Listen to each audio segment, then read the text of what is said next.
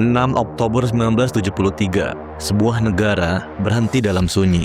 Bukan karena perang, tapi karena doa. Hari itu adalah Yom Kippur, hari paling suci dalam agama Yahudi.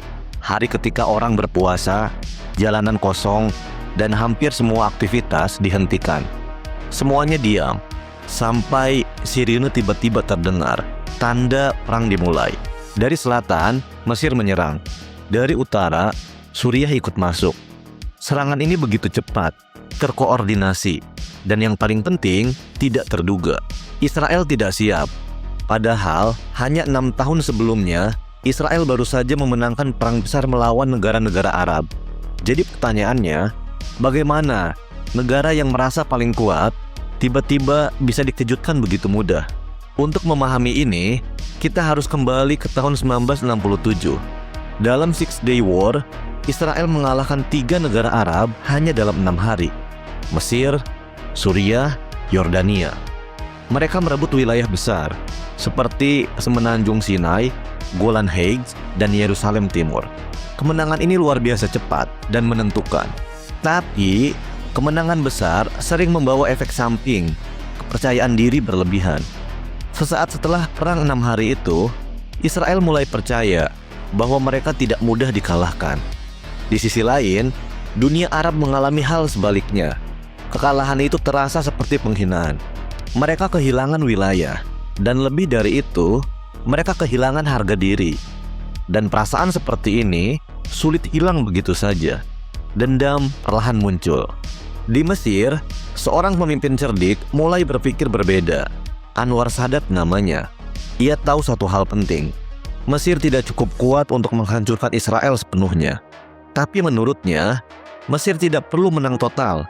Cukup ubah situasinya, katanya. Strateginya sederhana. Menyerang dengan cepat, menciptakan kejutan, lalu memaksa dunia untuk ikut campur.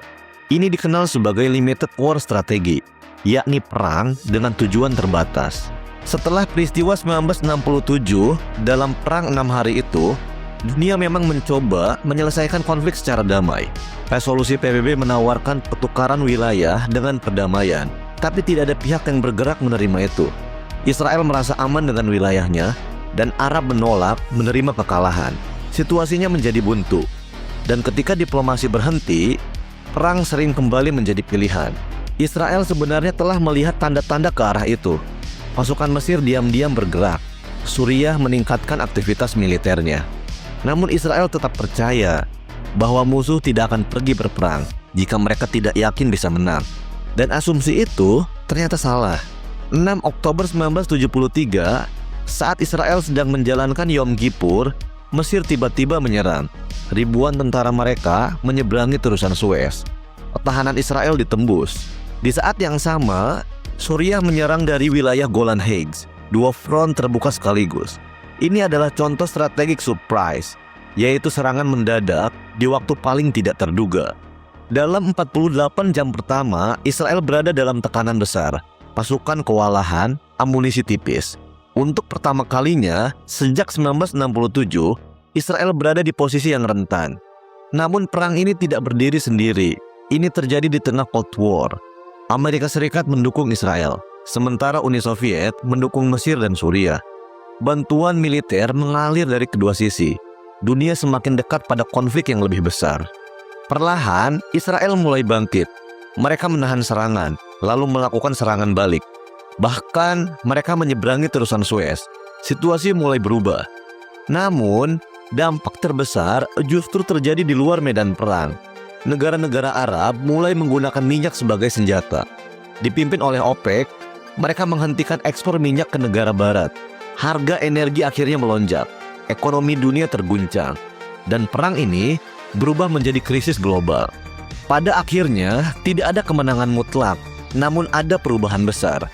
Israel kehilangan rasa tak terkalahkan, dan Arab mulai mendapatkan kembali kepercayaan dirinya. Saat itu, dunia mulai melihat pentingnya diplomasi secara serius. Keseluruhan, perang Yom Kippur menunjukkan satu hal sederhana.